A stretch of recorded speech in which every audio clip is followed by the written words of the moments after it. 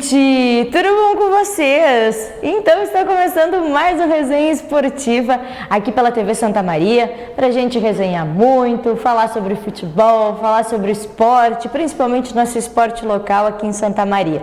Mesmo que ainda as coisas não estejam, nos seus devidos lugares, devido à pandemia, o gauchão tá voltando, isso é muito bom, já temos essa certeza, pelo menos, já temos data do Clássico Grenal, enfim, as coisas estão começando, daquele jeitinho, a se alinhar, e assim a gente espera o quanto antes a divisão de acesso também, e também o futsal, que está tudo parado, sem previsão ainda do retorno às quadras. Afinal de contas, com o futsal é um pouquinho mais complicado, porque é em ginásio, é ainda mais local, ainda mais fechado, então a gente ainda espera algumas definições sobre isso. E no Resenha Esportiva de hoje é justamente sobre esse assunto que a gente vai tratar. A gente vai falar de futsal, mas na verdade não do esporte em si, mas uma conversa muito bacana sobre a história, A história do futsal, de como essa grande pessoa, que é o Sandro Couvero, técnico de futsal, professor, tem já dentro da família, vem no gene já o futsal. Então, vem comigo, acompanha comigo uma super entrevista com o professor de Educação Física e técnico de futsal, Sandro Couvero.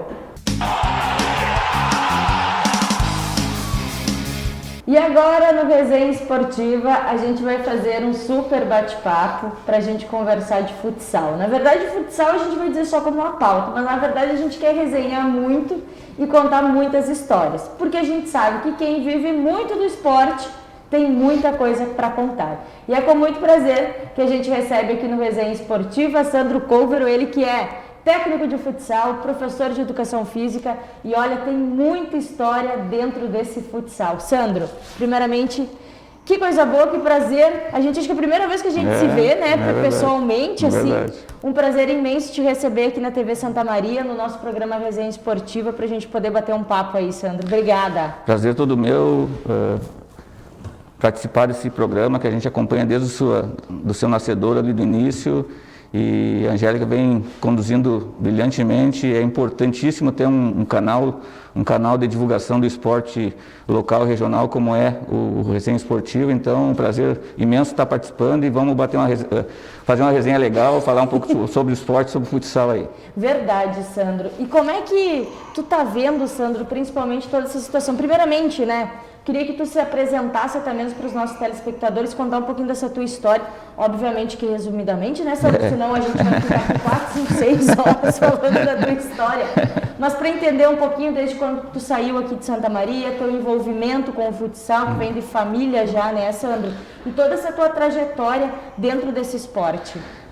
Futsal, como tu bem citaste, vem, de família. Eu sou filho do professor Leonardo Couro, que foi treinador de futebol de campo e posteriormente de futsal na década de 80 e 90 aqui em Santa Maria e em outros lugares do estado. Então a gente está acompanhando o futsal desde muito cedo, desde criança praticamente acompanhando, e aí posteriormente já pela vocação também familiar de ter um pai, posteriormente uma irmã cursando Educação Física. A gente cursou Educação Física na Universidade Federal de Santa Maria. Nos formamos no final dos anos 90, ali 98 nos formamos. Desde então já trabalhávamos com futsal no Clube Recreativo Dores na época, como professor das escolinhas e das equipes. E a partir dali a gente focou muito nessa modalidade que a gente acabou se apaixonando desde cedo, e focamos, estudamos cada vez mais, continuamos estudando e aprendendo, mas desde ali então focamos na carreira.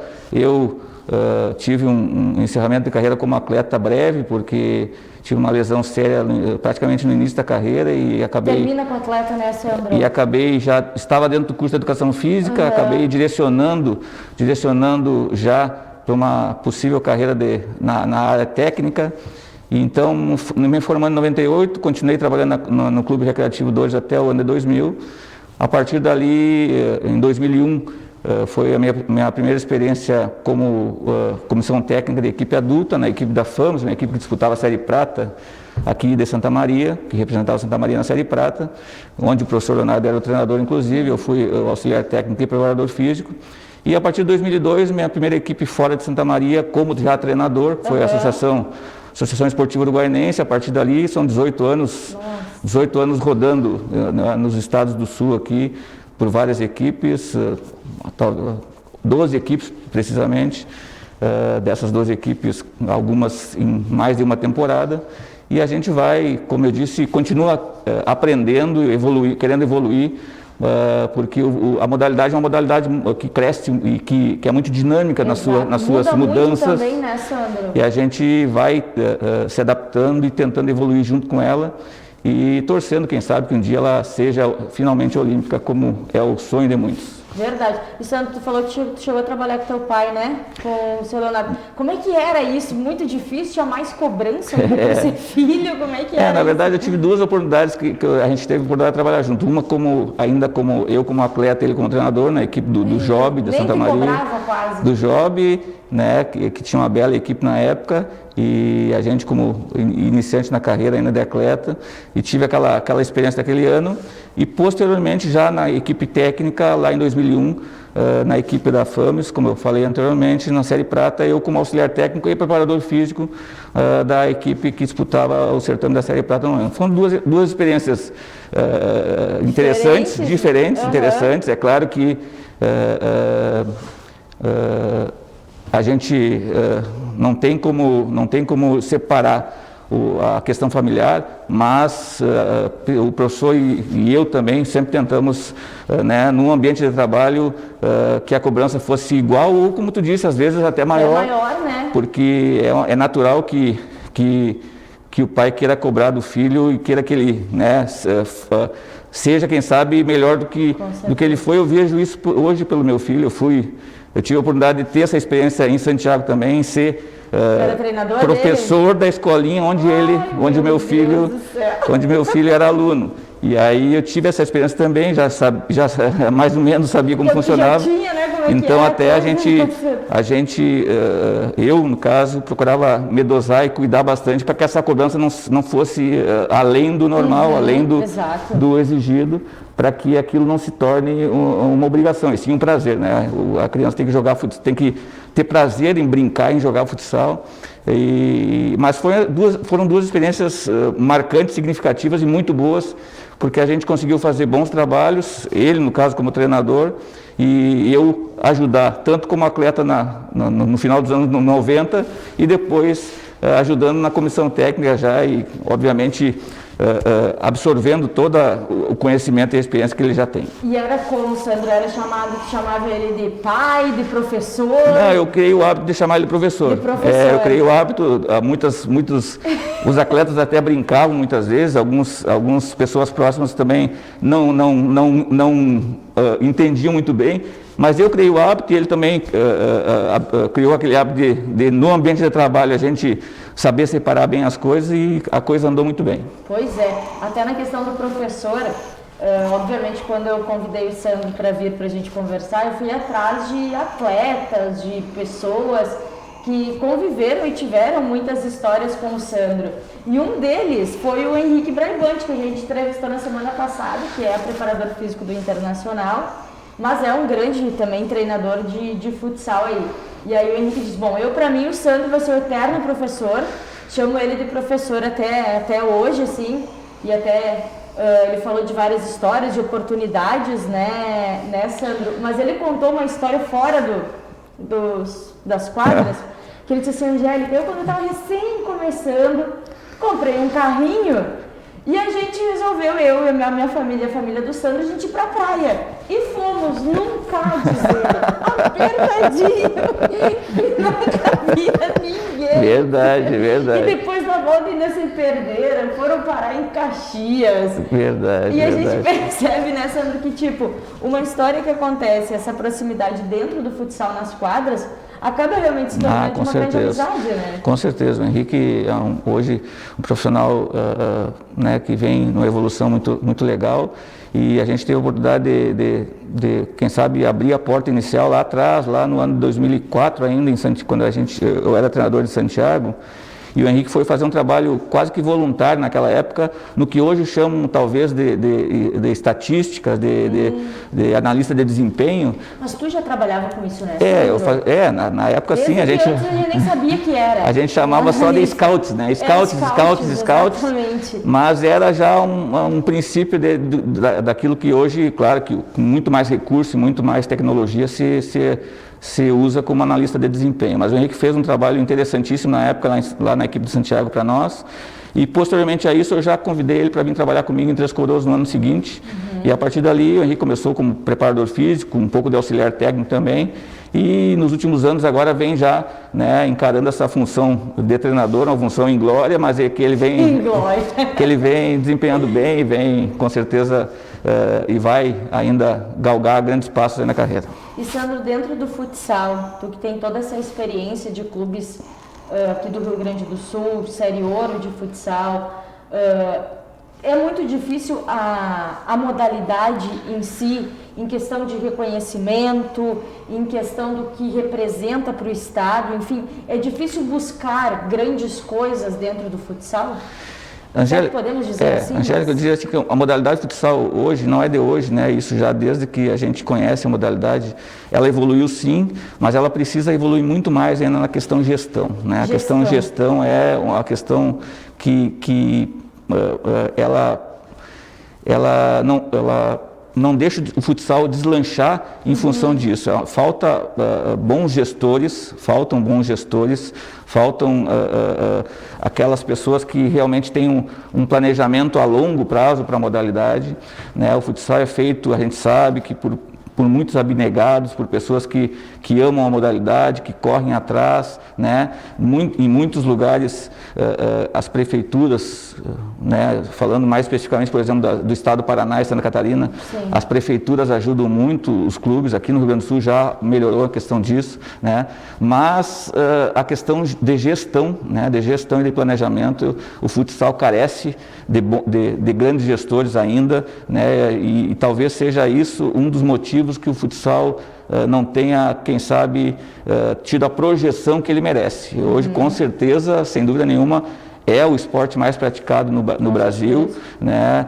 Seja no ginásio, seja na quadra aberta, mas é o esporte mais praticado, juntamente com o futebol, né? Mas poderia estar já num patamar de organização, um patamar de uma posição que desse mais estrutura para os profissionais que nele habitam, que nele trabalham, poderem se sustentar. Hoje ainda é um esporte amador, obviamente, mas que tem que ser tratado, tem que ser valorizado por bons gestores. E isso a gente vê alguns surgindo, todos os anos surgem algum ou outro, mas precisa que se profissionalize mais isso para que a modalidade realmente consiga dar aquele boom que o voleibol conseguiu dar no país, que o basquete conseguiu dar a partir do NBB, mas porque existe hoje uma liga nacional, mas é uma instituição, vamos dizer assim, privada, é uma instituição bastante fechada, né? E que organiza bem a sua competição, sim, mas não está focada no crescimento da modalidade como um todo. Então a gente precisa que esse futsal cresça a nível municipal, regional, estadual e nacional, e para isso a gente precisa realmente de uma gestão melhor. Lá no órgão máximo do futsal brasileiro, que é a Confederação Brasileira, já se teve uma mudança bastante grande nesse sentido, né? Já se conseguiu mudar uma gestão que vinha há muito tempo já com muitos vícios, né? Em algumas federações estaduais já se conseguiu também, na própria Federação Gaúcha já houve uma mudança, embora não tão ainda a gente não vê muitas vantagens ainda em relação a isso. Que meio que se dividiu, dividiu, né, Sandro? Tem a questão da Liga, da Federação, da Série Ouro, do o Rio Grande do Sul, na verdade, o Rio Grande do Sul seguiu a linha de Santa Catarina. Isso, exatamente. Santa Catarina criou uma liga independente, uma liga catarinense independente, há 3, 4 anos atrás, e o Rio Grande do Sul, posterior a isso, até muito sugestionado e pelo presidente da Liga Catarinense, que ajudou muito na formatação dessa Liga Gaúcha, se formou essa Liga Gaúcha também. Se dividiu, como tu disse, para a modalidade a gente acredita que não seja nada bom isso, né? Porque o melhor era se unir, né? Exatamente, dividiu pelas mesmas coisas, enfim. Exatamente, e ficou uma grande confusão para o público, né? O público, na verdade, não entende o que era a Série Ouro anteriormente é uma coisa. Hoje chamam de Série Ouro da Federação Gaúcha, mas que não são com aquelas equipes, não são com aquelas, talvez as que foram ao longo dos últimos anos as principais equipes do estado, que ficaram na Liga Gaúcha, né? Na Liga Gaúcha 1, que chamam hoje, que é a principal competição. Então ficou uma confusão. Além disso, para os clubes em si, né, houveram algumas mudanças sim, alguns benefícios, mas ainda pequenos em relação àquilo que precisa para que os clubes se consigam a sustentação ao longo de todo o ano. Então a gente torce, obviamente, que a Liga Gaúcha continue dando certo, que a federação consiga retomar o caminho de crescimento, mas obviamente que a gente tem a opinião de que a união seria com certeza bem melhor. E nesse sentido, Sandro, tu estuda muito a questão do futsal em si, porque a gente vê que cada pouco também vem mudando. Tu falaste isso, que o futsal ele acaba sendo muito dinâmico, porque, volto à questão das histórias, eu conversei com o Bernardo, que foi teu atleta, né? Sim. Conhecido aqui em Santa Maria como Nego Bem, jogou em várias.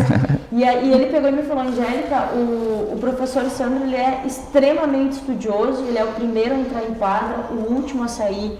Ele tem isso muito nele, em questão de passar o melhor pra gente. Ele disse, eu sou suspeito para falar porque eu comecei com o Sandro, mas é isso, Sandro, o futsal exige isso para ser um bom profissional, um bom treinador? Em qualquer área, né? Já não só no esporte, como qualquer área, qualquer profissão, mas falando do esporte especificamente, o futsal, como tu disse, é uma modalidade muito dinâmica, que muda bastante rápido e a evolução dos profissionais, ela tem que acompanhar isso, né? Então a gente, como ama a modalidade, como gosta disso, como vive, como a gente costuma dizer entre nós, a gente respira o futsal praticamente 24 horas, obviamente que a gente tem que estar evoluindo e aprendendo constantemente. Então, obviamente que isso é natural da função de em qualquer profissão que o profissional queira realmente estar crescendo em evolução. Então, obviamente que a gente assiste tudo que pode, faz todos os cursos que pode, estuda tudo que pode, para que a gente consiga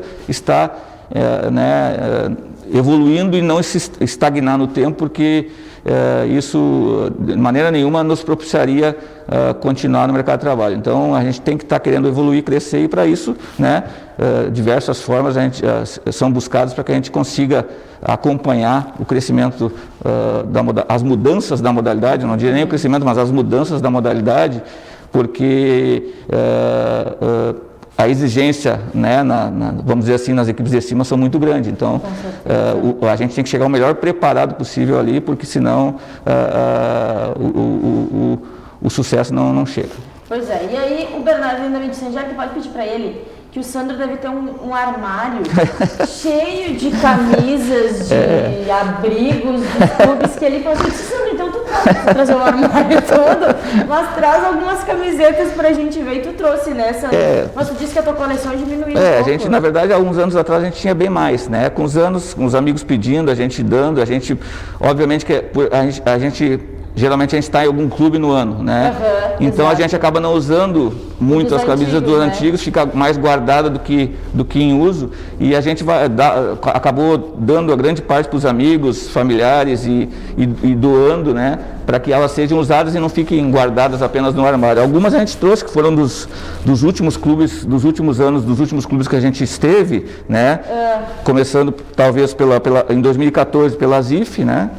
A ZIF de Ibirubá, que foi a equipe onde a gente conseguiu acesso à Série Ouro daquele ano. E eu tenho uma história daqui, então, da ZIF, já que tu começou a mostrar pra gente. Lucas Pérez, disse que jogou contigo, né? Foi teu atleta lá. E disse que ele estava, eu não sei que jogo que era, vocês fizeram, a CIF fez um gol no último segundinho, assim, né?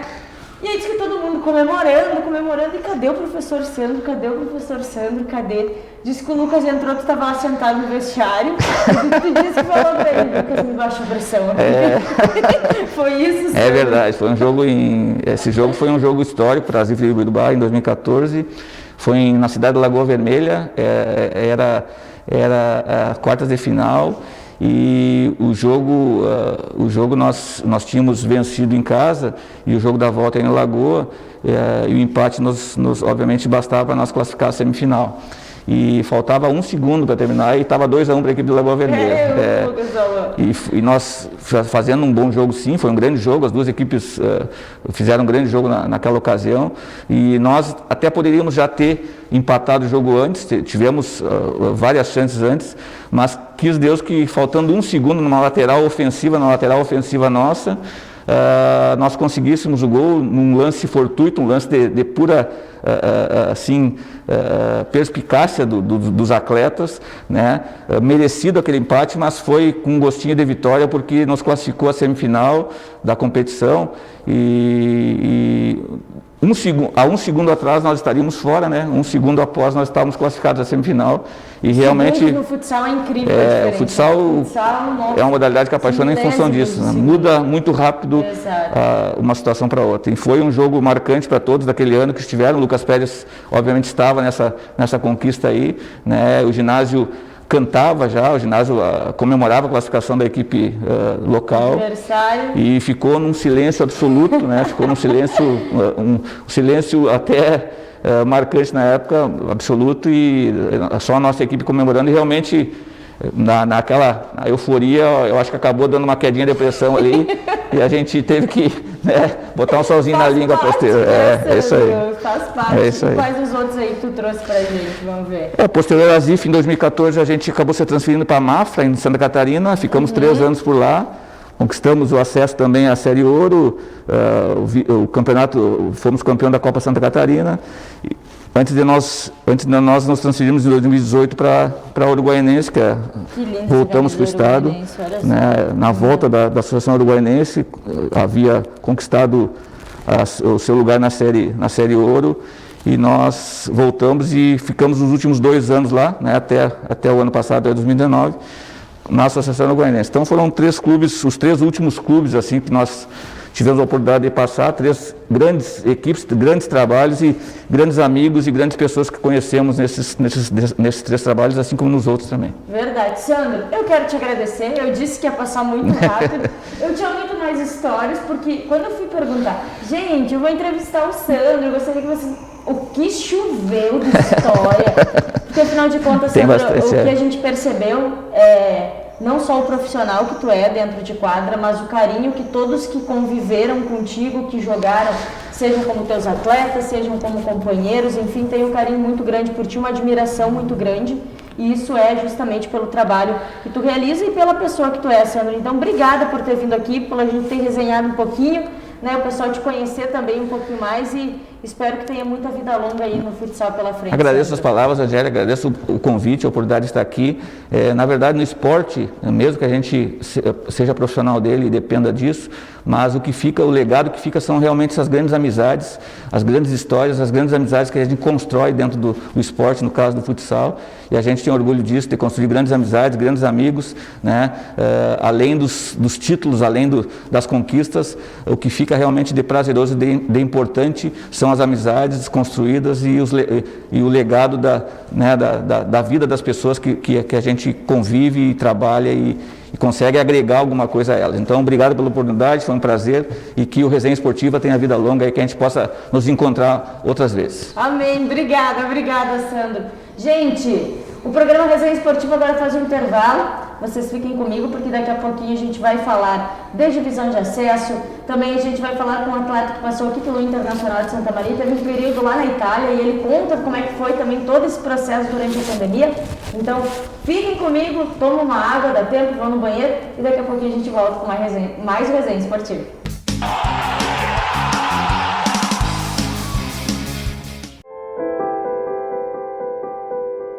Na vida, você tem muitas escolhas. Qual caminho seguir? Qual escola estudar? Qual profissão atuar? Em quem confiar? É por isso que a Casa Maria agradece por ser uma de suas escolhas. Casa Maria, amparo assistencial a pessoas em tratamento oncológico. Uma conversa pode transformar uma vida. Por isso, compartilhe conosco aquilo que você não divide com mais ninguém.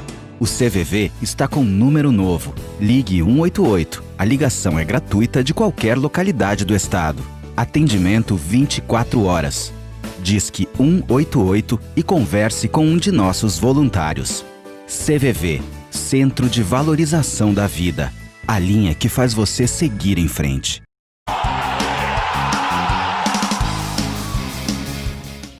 E voltamos com resenha esportiva aqui na TV Santa Maria, né? A gente resenhou bastante com o Sandro Couvero e obviamente que mais uma vez eu quis trazer para vocês agora aqui no Resenha o contato que eu fiz com um atleta que passou aqui pelo Internacional de Santa Maria nos últimos tempos. Um grande atleta que se recuperou, teve passagem pelo Grêmio e tudo mais, Matheus Magro, o volante Matheus Magro. E o Matheus, ele esteve agora, no final do ano passado, início desse ano, nessa temporada, jogando na Itália.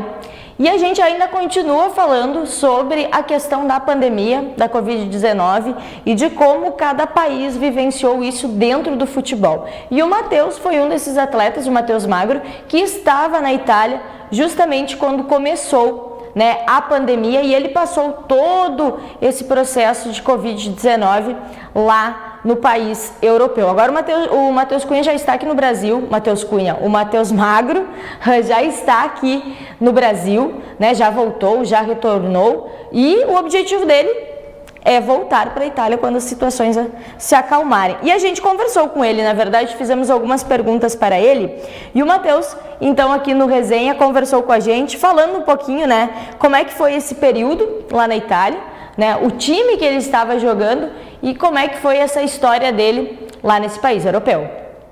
Olá, Angélica, tudo bem? É sempre um prazer estar com você aí no programa, e hoje eu vim aqui para contar um pouco da minha história na Itália e no clube que eu estava jogando. Eu estava atuando no Mozzacani, que é a 5ª divisão do campeonato italiano, que é de um clube da região Vêneto, que foi a 2ª região mais perigosa pelo Covid, mais atacada, né, pelo Covid. E, cara, eu fiquei lá 10 meses, meu contrato ia até junho desse ano, e aí depois eu retornaria. Bom, para falar um pouco do futebol italiano, ele é bem diferente do futebol brasileiro. É um futebol com menos espaço, é um futebol que tu joga em 5, 10 metros no campo, é tudo bem compactado, é tudo tático. E é um jogo muito mais marcado, muito mais pegado, é um jogo muito mais disputado do que o futebol brasileiro. A gente brinca aí que no Brasil a gente tem tempo para pensar, a gente tem tempo para jogar, e na Itália a gente não tem esse tempo, é tudo meio veloz, meio rápido, e a gente tem que se adaptar ao máximo. E comparando ao Inter Santa Maria, realmente é o futebol do Inter Santa Maria que proporcionou aí na 2ª divisão do Gauchão, é o mesmo que a gente faz em todo o Brasil, então muda um pouco do estilo europeu para o Inter, mas isso é normal para todos os clubes do Brasil.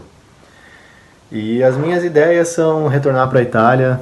Eu tenho proposta já do meu clube de novo, eu tinha um contrato de 1 ano, e eles querem que eu volte, então a princípio quero voltar, me identifiquei com o país, me identifiquei com o clube, tenho amigos na Itália hoje, então acredito que depois que passar essa pandemia aí eu devo voltar para o meu time para a gente começar a temporada 2021.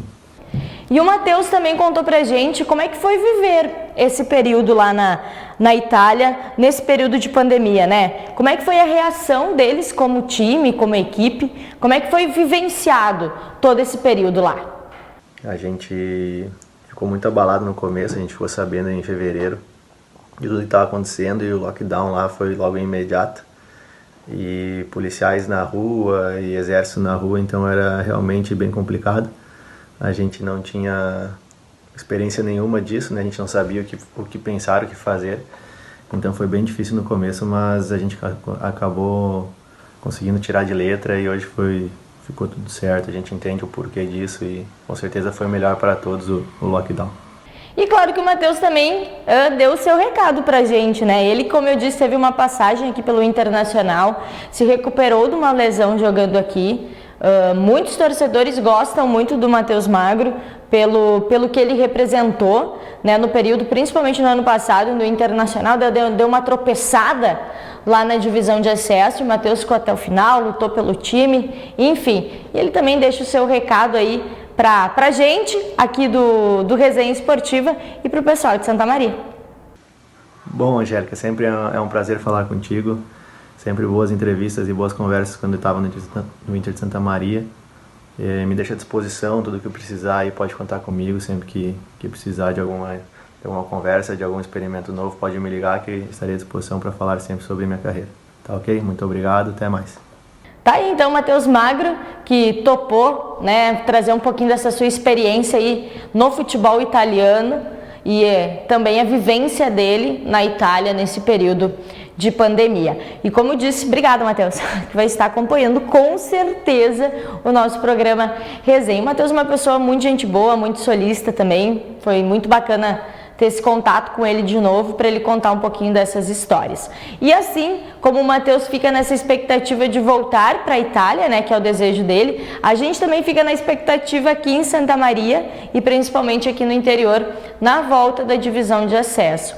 Muitas coisas vêm acontecendo nos bastidores, a gente sabe que tem clubes que têm a opinião aí de não voltar à competição, que não querem a competição, devido principalmente às questões financeiras. Já outros clubes querem a volta, querem a retomada da divisão de acesso para que o campeonato termine, né, e se encerre o quanto antes. Já tem o aval da liberação do Campeonato Gaúcho, como a gente falou, mas principalmente a grande preocupação dos clubes do interior, dos 16 clubes do acesso, é a questão financeira, né, gente? A gente sabe que é bem complicado. O protocolo de segurança da saúde que foi dada pela Federação Gaúcha de Futebol e aprovada pelo governo do estado é muito rígida, né, para o futebol do Rio Grande do Sul, para as equipes do Campeonato Gaúcho, do Gauchão, e os times do interior infelizmente não têm condições financeiras. A divisão de acesso não tem condições de bancar com todas as regras, né, com todas as cláusulas da questão do protocolo de saúde. Então, obviamente, né, que nos próximos dias o presidente da Federação Gaúcha, Luciano Oxman, deve novamente conversar com os clubes do acesso para que se tenha uma definição, porque é isso que eles esperam, né? É ter uma definição. Quando? Bater o martelo, né, gente? Porque olha o tempo. Desde o primeiro Resenha Esportiva que a gente vem falando em questão da divisão de acesso. Desde do primeiro resenha a gente diz que nada está definido e ainda não está. A gente sabe que é muito difícil se ter uma ideia do que vai acontecer. Justamente porque a gente está no período, né, do mês de julho, onde é o inverno mais frio aqui no Rio Grande do Sul, então devemos ter um cuidado especial, né? Mas a projeção que se a divisão de acesso voltar, deve voltar lá por setembro, onde a gente acredita que as temperaturas estejam mais elevadas também. Então é muito difícil a gente cravar uma situação em relação ao acesso, mas o que a gente espera é que realmente tenha algo mais concreto, para que o próximo resenha eu possa falar para vocês: ó, gente, vai ter o acesso, ó, gente, não vai ter o acesso. Mas enfim, esperamos que isso se resolva o quanto antes. Tá certo? Pessoal, obrigada mais uma vez pela companhia de vocês. Espero que vocês tenham gostado da nossa resenha com o Sandro Covero, também com saber um pouquinho, conhecer um pouquinho do Matheus Magro e a experiência dele lá na Itália. E principalmente espero que vocês tenham gostado da minha companhia. Então, um grande beijo para vocês. Lembrando que terça-feira que vem, a partir das 10h30 da noite, tem muito mais resenha esportiva, com muito mais bate-papo, com muita conversa e principalmente muitas histórias e novidades, esperamos, sobre o futebol e o nosso esporte. Beijo, tchau!